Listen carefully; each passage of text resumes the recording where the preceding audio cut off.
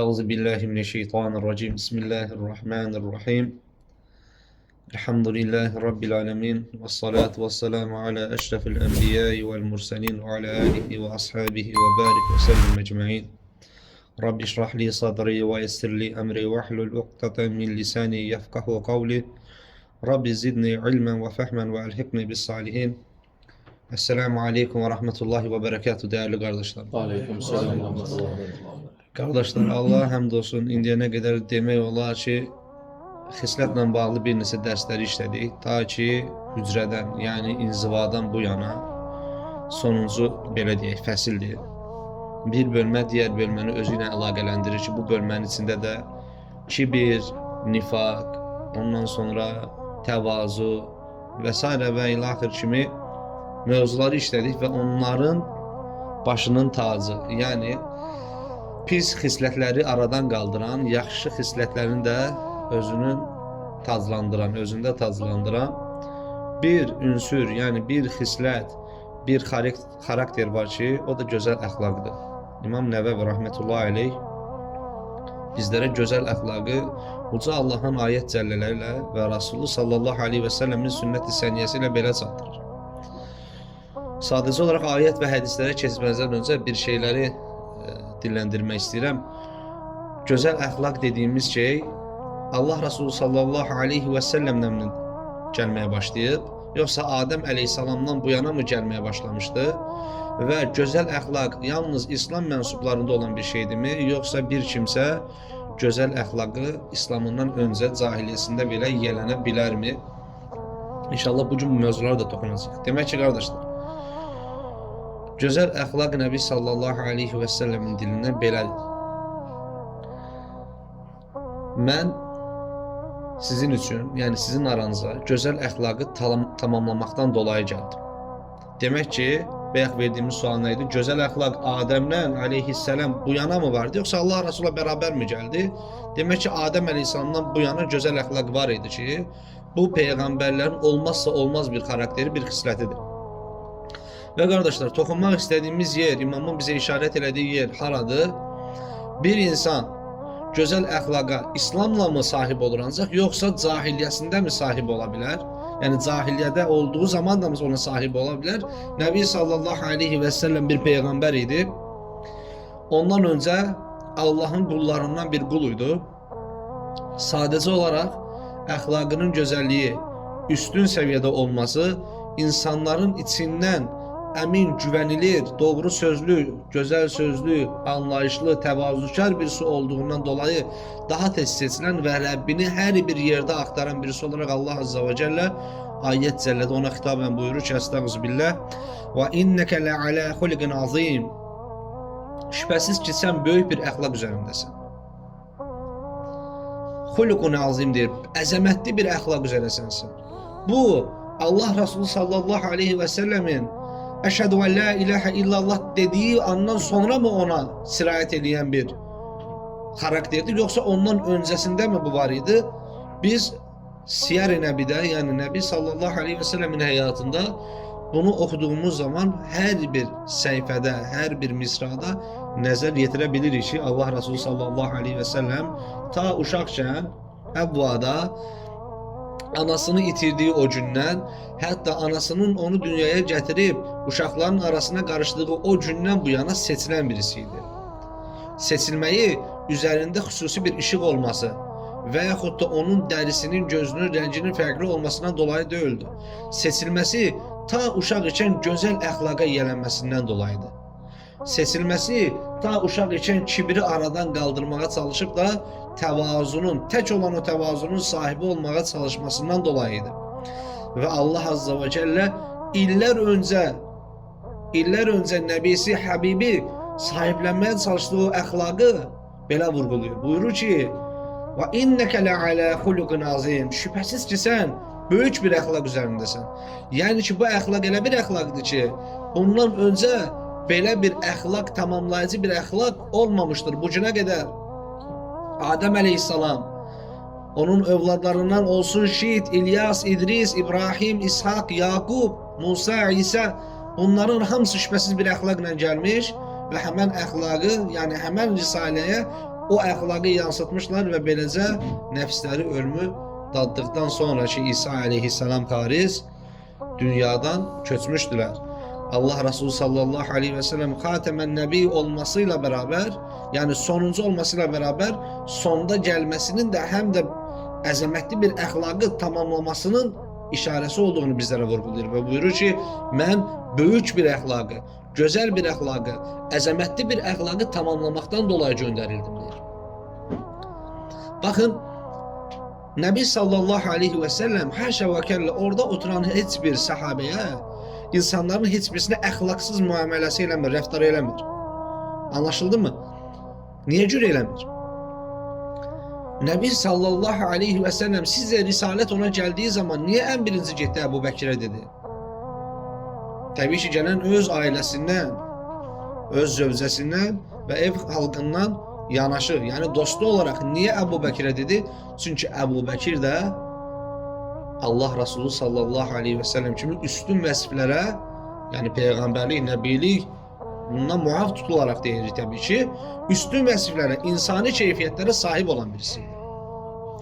Birazdan əxlaqın dəvətə yansıması və əxlaqlı olan kimsənin də hikmət nəzəriyyəsi ilə ətrafına baxmasını dilləndirəcəyik.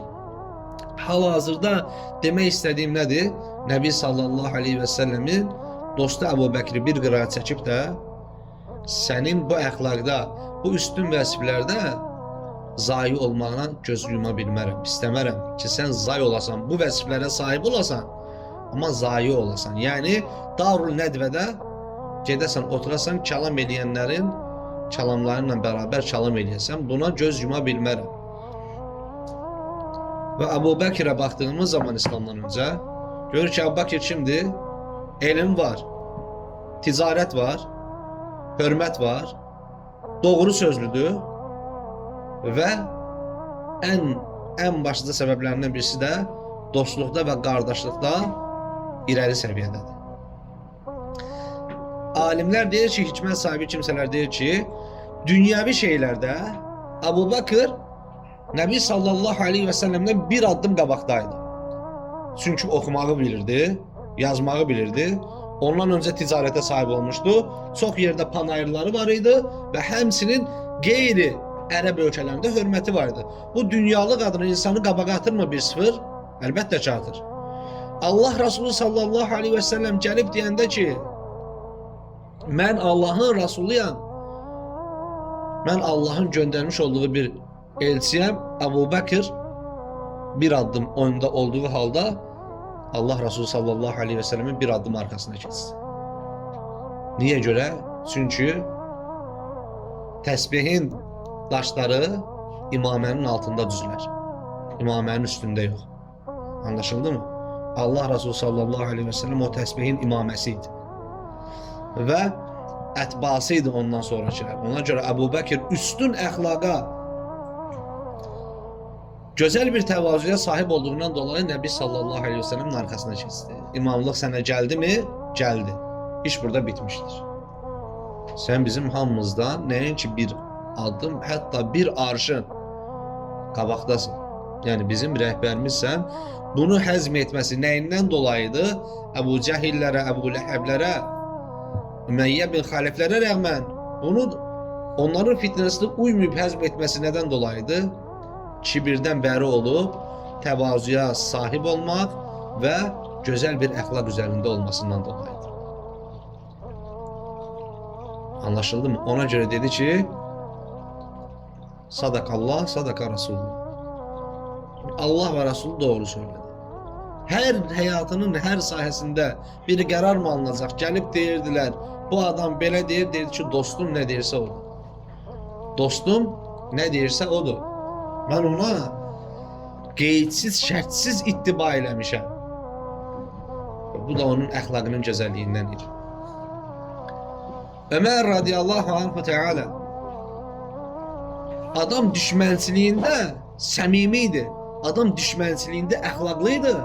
Ona görə varlı demədən, yəni zəngin demədən, miskin kasıb demədən hamısına eyni rəftarı eləyirdi. İslam'a girən hər bir kəsə eyni ölçəkdə əziyyət verər, onları yollarından döndürmeye çalışmazdı. Onun qərarını belə onların özünə bırakardı. Sadəcə olaraq mənim təbaamın altında olan birisi necə girə bilər? Baxın, düşmənçiliyin belə bir əxlaqı var. İdarəçiliyin belə bir əxlaqı var. Ömər radiyallahu anh İslamdan öncəki həyatında, yəni ki, hansı ki o cahiliyyədir, cahiliyyə də belə o əxlaqa sahib idi. Demirdi bu filan kəsin uşağıdır. Ona bir qamçı, ona iki qamçı. Və yaxud da buna göz yumaq buna keçsin. Amma bu miskindir, bunu əzək. Amma digərləri eləyirdi. Siz bunu bilirsiniz ki, digərləri eləyirdi.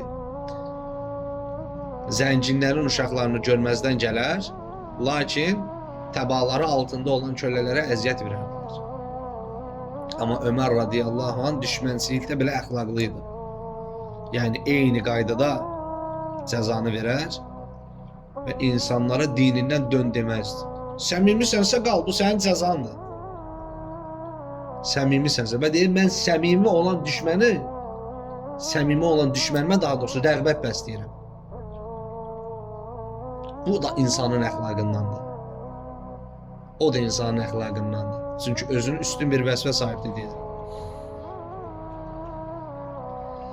Ki, imanı uşaqlığından dadan Həzrəti Əli radiyallahu anh da eyni ilə qardaşlar. Ta uşaqlığından Allah Resulü sallallahu aleyhi və səlləmin mübarək ovuclarının içində qidalanıb böyüyüb deyə, yəni insanın cahiliyyə dönəmi olmayıb deyə, mərhələsi olmayıb deyə, onun cahiliyyəsindən danışa bilməyəcək. Və qardaşlar, nəyə gətirirəm sözümü? Görürsünüz ki, bu insanlar İslamlarından öncə də xeyirli idilər. Baxın, bizim insanlarımızın anlamaq istəmədiyi bir şey var. Adam İslam'a girir, tamam mı, şəhadət gətirir. Allah'ın Rasulunu təsdiq edir. Üzərinə düşən fərzləri istəyir ayını ilə, istəyir kifayəsi ilə həyata keçirməyə çalışır. Amma naqislik edir hardasa, nöqsanı var. Yəni əxlaqi bir problemi var. Bir yerdə bir boşluq bırakır artıq. Onun üzərində, saqqalında, yəni üzündə bir tutam saqqal görən digər insanlar deyir ki, bu nətər ola bilər? Bu İslam mənsubudur. Bu İslam mənsubudur. Bu necə bu naqislik elə bilər? Əslində elə deyil, qardaşlar. Əslində elə deyil. Bir insanın alimlərimiz buyurur ki, gözəl əxlaq bir insanın mayasında olan bir şeydir. Mütəfəkkirlər deyir ki, gözəl əxlaq bir insanın mayasında olan bir şeydir. Baxın, bir insan altına yığıb əxlaq adına, ümumi bütün sahib olacağı da yaşantı adına hər bir şeyi depoluyub və onun üzərini tozla örtünüb. İslam o tozu aradan kaldırır. O tozun altında mercandırsa mercan ortaya çıkar. O tozun altında zibillikdirsə, leşdirsə, irindirsə, qandırsa o ortaya çıkar.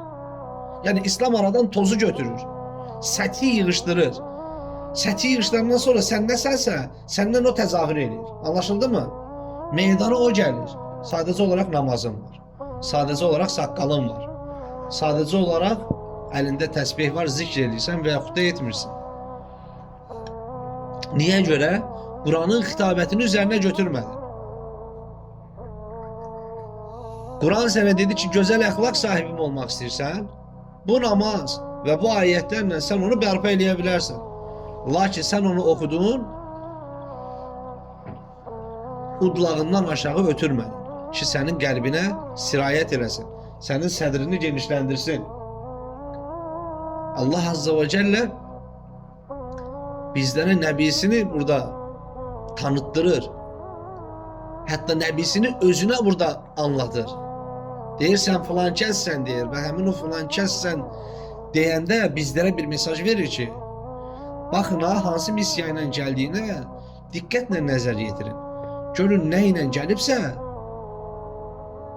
o qaydalara da sahib çıxmağa çalışın. Yoksa insan görürlər, ay saqqalı var, ay salam aleykum deyir, aleykum salam deyir, dua eləyir, məsciddən çıxır, Tamam qardaşım, mən səninlə razıyam. Amma Nəbi sallallahu aleyhi və səlləm demirmi ki, bir insan cahiliyyəsində xeyirlidirsə, İslamında da xeyirlidir. Bir insanın cahiliyyəsində xeyri olmayıbsa, xeyri deyilsə, İslamında da xeyri deyil o kimsə. Bir şərtlə ola bilər ki, Allah Resulü sallallahu aleyhi və səlləm əshabına bunu başa sala bilir, insan ciddi öz üzərində işləsə. Bu da bilirsiniz nəyə bənzəyir? Elə bil sirkdə filin bir təkər üstündə velosiped sürməsinə. Olmayacaq şeydir mi? Olur. Yəni biz bunu müşahidə edirik də, görürük, var. Eləyirlər. Amma bir o qədər də əziyyətlidir. Yəni sənin gözəl bir əxlaqı inşa eləməyin bir o qədər də əziyyətlidir. Amma əziyyətlidir deyə bundan boyun mu qaçırdacaqsan, artıq Allah Resulü sallallahu aleyhi və səlləmin sırasından qırağa çıxasın, qardaş. Səni orada kim qarşılayar? Sənin üçün kim şəfaətçi olar? Sən kimin rəhmət qanadları altına girərsən, Allahu alim. Və qardaşlar, bayaq bir şeylərə toxunduq dəvət adına. Qardaşlarımız soruşur ki, dəvətə necə başlayaq? Dəvətə hardan başlayaq? Necə dəvət eləyək? Tamam, kitablar yazırlar, dəvət psixologiyası, dəvət və təbliğ, həyatın əl çəkilməzi dəvət, olmazsa olmazımız dəvət. Amma necə? Bakın Allah Azze ve Celle bizleri İslam'la şereflendirdi. Tamam, üzerimizden zillet libasını attı bizim. Bunu biz çıkardandan sonra, yani İzzeti Ömer radıyallahu anh'ın dediği kimi İslam'da tapıp onda aktardıktan ve onda qərar tuttuktan sonra artık biz bakmalıyıq. Eğer həqiqətən də bir dərdimiz varsa, telefonumuzun rəhbərini açmalıyıq. Kitabçaya qeyd eləmişiksə, kitabçanın rəhbərini açmalıyıq və köhnə vaxtı, yani cahiliyə döneminde hansı dostumuz əmin idisə, hansı dostumuzun yanında ailəmizi qoyub harasa gedə biləriksə, hansı dostumuza müəyyən bir məbləğdə pulu verdikdə o ona qarşı həqiqətən də əmin olacaqdısa, güvənilir olacaqdısa, hansı dostumuz pis söz söyləməkdən çəkinər, yaxşı sözlər söyləməyə cəhd edirsə, yolda yoldaşçılığı, səfərdə qardaşlığı, sir verdiği zaman sirdaşlığı varsa əgər, birinci onu axtarır. Ona zərk vururuq. Bayaq kimi misal verdik? Nəbi sallallahu aleyhi və səlləm kimdən getdi tutdu birinci? Abu Bakır'dan. Tutdu Abu Bakır'dan və dedi ki, elə bir əxlaq üzərindəsən ki, Abu Bakır, elə bir xislətə, üstün vəsiflərə sahibsən ki, sənin ziyan olmağına göz yuma bilmərəm. Çünki niyə? Abu Bakır elə birisi idi ki, Darun Nədvədə öz qövmünün onun fikirlərinə ihtiyacı var idi. Söz söyleyen insanlardan birisiydi. Allah Resulü sallallahu aleyhi ve sellem onu orada söz söylemesine belə könlü razı deyildi. Ve biz de həmsinin eləsi dostlarımıza axtarmalıyıq. Qardaşım, onlar səndən görüşək, bir çay içək. Yadıma gəlir köhnə həyatımızda, hansı ki İslamımdan öncə səninlə belə yoldaşlıq, dostluq, qardaşlıq eləyirdik. Hansı ki sən diğer dostlarımıza rağmen üstün vəsiflərə sahib idin. Və dəvətin ən gözəl, qardaşlar, bir şey sizə deyim, psixologiyası bu. Birinci, insanın sədrini açarsan Allahın izniyle, qoy o sənin bütün dərdlərini desin. Bax, dinləməyə bacarırsan. Bir insan sənə dərdlərini desə, bilin ki, o insanın bloku, yani müdafiəsi artıq düşüb, qollar düşüb yanına. Sizə qarşı bir müdafiəsi yoxdur. Çünki artıq sənə dərdlərini danışıb. Bir insan sənə açıb dərdlərini danışsa, bil ki, artıq sıra səndədir və o qəbul edici halına keçib. Yəni sən danışacaqsan, o dinləyəcək. İkinci, bir insana özünə hiss elətdirmədən dəvət verdiğin zaman onun üstün vəsiflərini dilləndir. Bir neçə dostuydu. Allah mənə nəsib elədi. Çünki qəlbimdə daima onun dininə bir meyillilik var idi. Və özümlə bərabər ikinci bir adam varsa layiq gördüyüm bu dinə, o da sənsin. O da sənsin. Mən Allah Azza və Cəllənin dininə girdim. Tövhidi evimin çatısı elədim. Evimin, başımın örtüsü elədim tövhidi və istəyirəm həmən damın altına sən də girəsən. Həmən çeşmədən sən də içəsən. La ilahe illallah şərbətini. Əgər səmimi isə Allah Azza və Cəllə bərəkət verəcək. Və gözəl əxlaqdandır ki, belə yerdə böyük Misir mücahidlərindən birisinin sözü düşür yadıma. Deyirlər, bu insanlar sənin arxanca niyə gəlir belə? Hansı ki, yəni məscid imamı belə deyilsən. Bu insanlar niyə sənin arxanca gəlir belə? Deyir, çünki mən gündüzlər deyə dəvət verdiyim insanlara gecələr dua edirəm. Yəni, əgər səmimi isə gündüzlər danışdığımız, dəvət verdiyimiz insanlara gecələr qalxıb təheccüddə günün 3-də birində dua eləyək. Yoxsa mən borcumu ödədim də, mən danışdım da. Birinci, hani sən danışmadın. Mən danışdım deməyin özü bir kibirdir. Sənə Allah danışdırdı. Sadəcə olaraq səni danışdırdı, səni də onu da bir imtihanın içinə saldı. Sən danışmağın əslində, danışdığından sonraki sənin üçün başlayan bir imtihandır. Sonra nə eləyəsən? Mən danışdım mı eləyib geri çevriləsən, yoxsa müəyyən bir dua mı eləyəcəksən? Bax, artıq müəyyən bir dua, yəni həqiqətin əks etdirən bir feil gözəl əxlaqın adıdır. Və Nəbi sallallahu aleyhi və səlləm uşaq vaxtı yanında böyüyən, uşaqlığını ona xidmətdə keçirdən Ənəs radiyallahu anhın Allah Rasulundan belə rivayət etdiyi, onun belə söylədiyi qeyd olunur. Buyurur ki, Ənəs, bu Ənəs ibn Məlikdir. Buyurur ki, Nəbi sallallahu aleyhi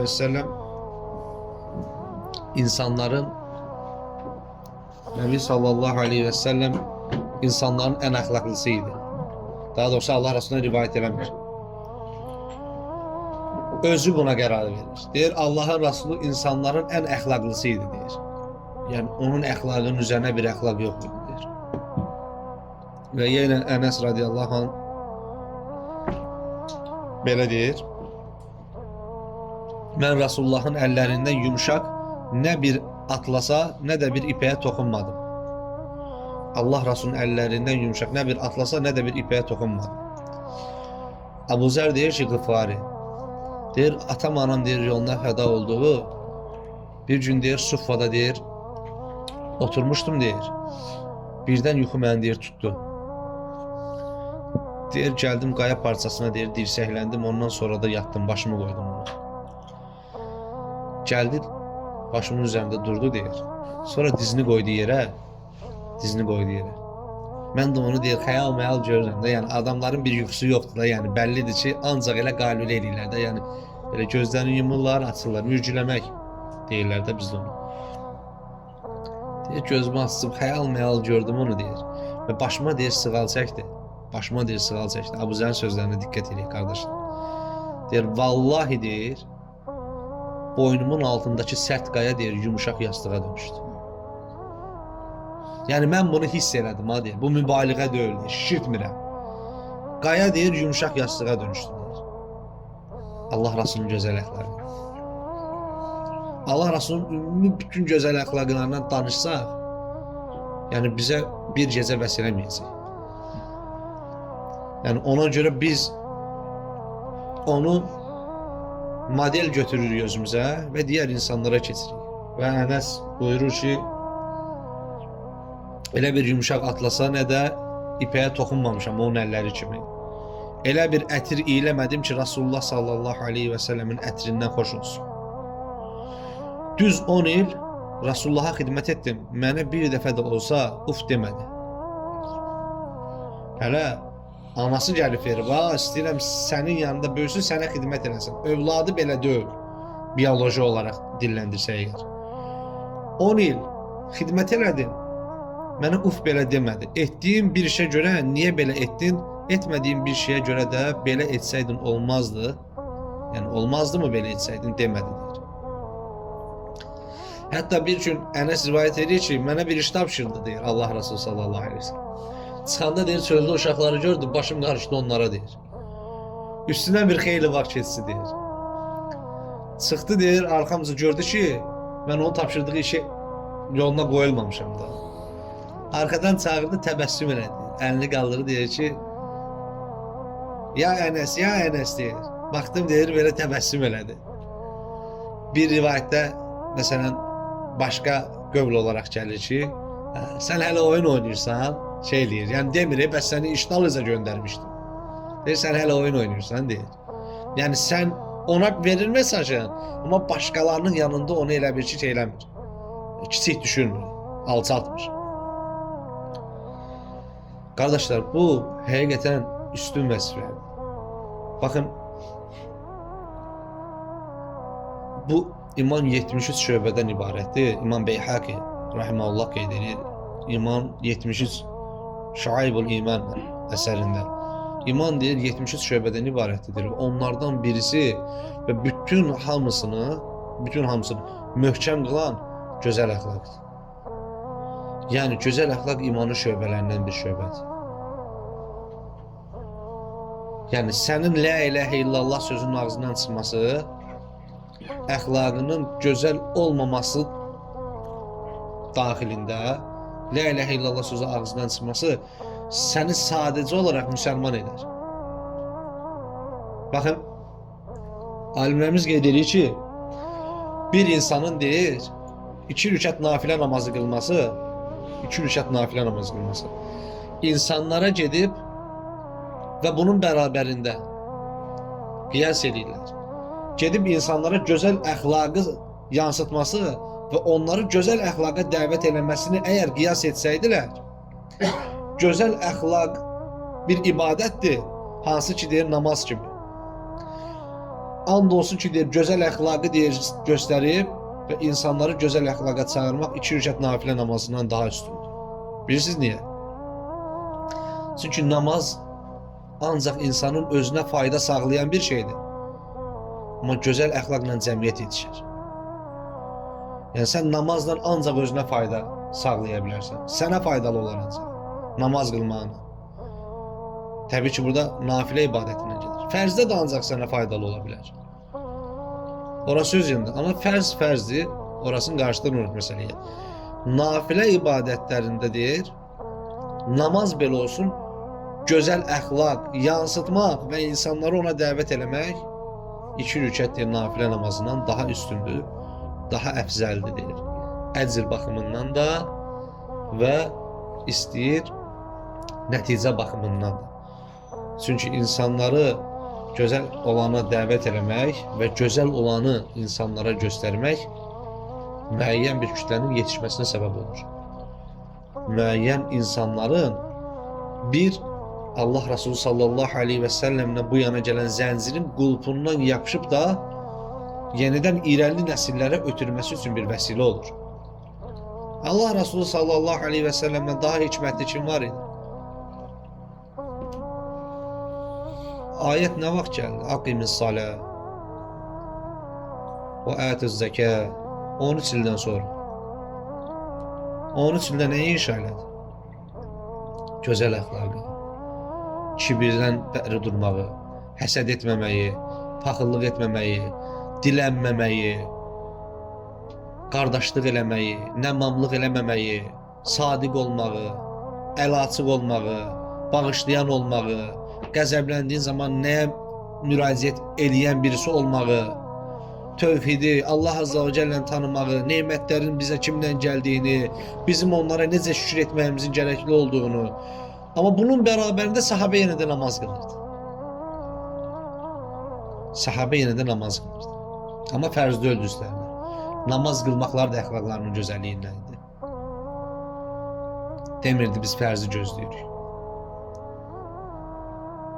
Deyir, gözəl əxlaqdandır ki, Allah Subhanahu taala bizi indi zikr edəcəyim həmən halın üzərinə eləsin. Gözəl əxlaqdandır ki, deyir. Gözəl əxlaqdandır ki, əzandan qabaq deyir, dəvətin sahibi üçün hazırlaşasın. Yəni biz nə edirik? İndi qılaram, birazdan qılaram, bir balaca üzr istəyirəm, nasazıqsa zöhrün çıxan vaxtını əsrin girən vaxtına yaxınlaşdırırıq, qoy bir dəfə dəstəmaz alın. Sən kimi gözlədirsən?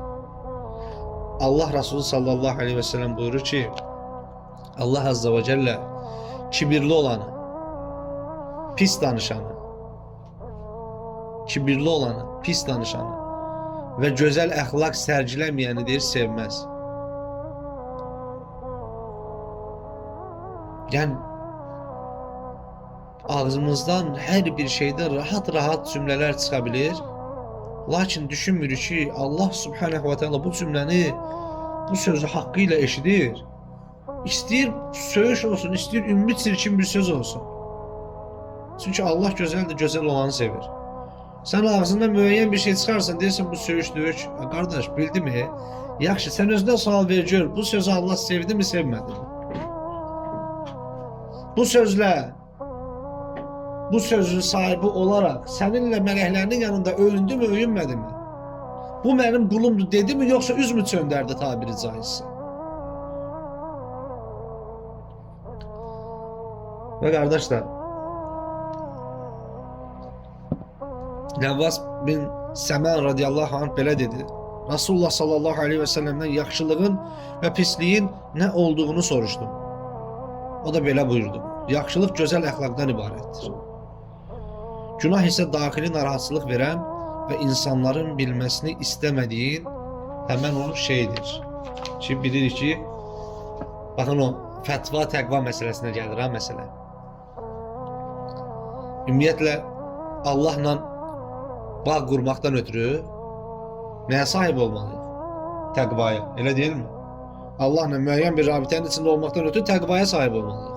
Ki, siqnalı verib siqnal ala bilək, tabiri caizsə. Mesajı verib mesaj ala bilək. İnsanlarla da rabitədə, yəni ünsiyyətdə ola bilməkdən ötürü gözəl əxlaqa sahib olmalıyıq. Rəbbimizlə təqvaya, insanlarla da gözəl əxlaqa sahib olmalıyıq. Bunların ikisi olmazsa, biz bütün bu şaxəli mövzuları, dinimiz adına olan şeylər deyirik, bir araya yığa bilmərik, sinifdə qalarıq. Allah qorusun. Və Nəbi sallallahu aleyhi və səlləm buyurur ki, Əbu Dər də rivayət eləyir, Allah ondan razı olsun. Qiyamət günü mömin qulun tərəzisində gözəl əxlaqdan ağır heç nə olmaz. Mizanı ən ağır basan şey gözəl əxlaq olacaq. Gözəl əxlaqdan ağır heç nə olmaz. Allahu Teala çirkin hərəkətlər edən, burada yenə gətirir, çirkin söz söyləyən adama nifrət edər. Allah Azza və Cəllə naqis vəsiflərdən bizləri mühafizə eləsin. Və bir dənə də müjdə verirəm bu əməllərdən, daha doğrusu bu müjdəni Allahın Rasulü verir bizə Ayşə anamızın lisanı ilə. Bu əməllərdən geri qalan gözəl əxlaqı eləyərək əməllərin əcrinə sahib ola bilər deyir Ayşə anamız Allah Rasulunun dili ilə sallallahu aleyhi və səlləm və buyurur ki, Allahın nəbisi belə dedi, aleyhissalatu vesselam, bir mömin gözəl əxlaqı sayəsində gündüz oruç tutub, gecə namaz qılanların dərəcəsinə yüksələr. Allahu Ekber. Yəni, nə qiyam-ül leylin var, nə gündüzlər orucun var, amma gözəl əxlaqı səbəbi ilə Allah Azza və Cəllə onların dərəcəsinə qaldırsın. Allah Azza və Cəllə bizi belə üstün vəsiflərin sahibi olan qulları ilə bir yerdə həşr etsin. Amin. Və həm dünyada, həm də cənnətində onlardan bizləri ayırmasın. Amin. Və axiri və də'vana inelhamdülillahi rabbil alemin. Subhanək Allahumma və bihamdik və nəşhədu və la ilahe illə ənt və əstəğfiruka və atubu ileyk.